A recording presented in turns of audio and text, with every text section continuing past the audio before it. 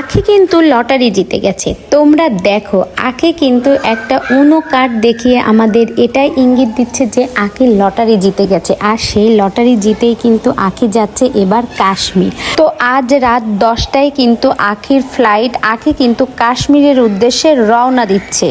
Hello everyone, আসসালামু আলাইকুম। তো অনেক বড় একটা ভালো খবর নিয়ে তোমাদের মাঝে চলে এসেছি। তো অবশেষে কিন্তু সকল অপেক্ষার শেষ হতে চলেছে। আখি আর রিয়া কিন্তু রওনা দিচ্ছে কাশ্মীরের উদ্দেশ্যে।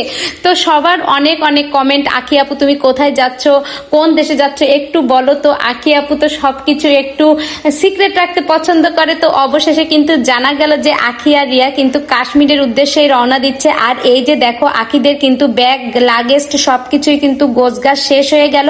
আর এখনই কিন্তু রওনা দেওয়ার পালা। আর আখির কিন্তু রাত 11টার ফ্লাইট।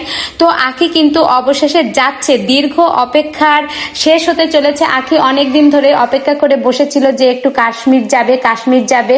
তো সেই অপেক্ষায় কিন্তু এবার আখি শেষ হলো। এত দ্রুত পাসপোর্ট হয়েছে যে আখির আর বেশি কিন্তু সময় লাগেনি, খুব দ্রুতই চলে যাচ্ছে কাশ্মীর। তো কাশ্মীর কিন্তু সকলেই অনেক পছন্দের জায়গা, সকলেই চায় যে একটু কাশ্মীর ঘুরে আসতে।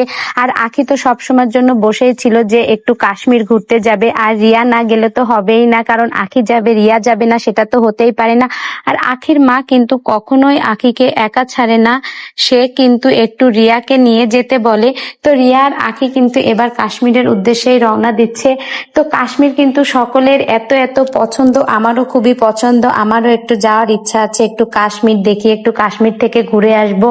কারণ আখি ইন্ডিয়ার ভিসা পায় নাই, কারণ এখন ইন্ডিয়ার ভিসা দিচ্ছে না। আখি কিন্তু চিকিৎসার জন্য ইন্ডিয়ার ভিসা চেয়েছিল, কিন্তু সেটা দেয়নি। তাই কি করবে, তাই দ্রুত কাশ্মীর চলে যাচ্ছে। তো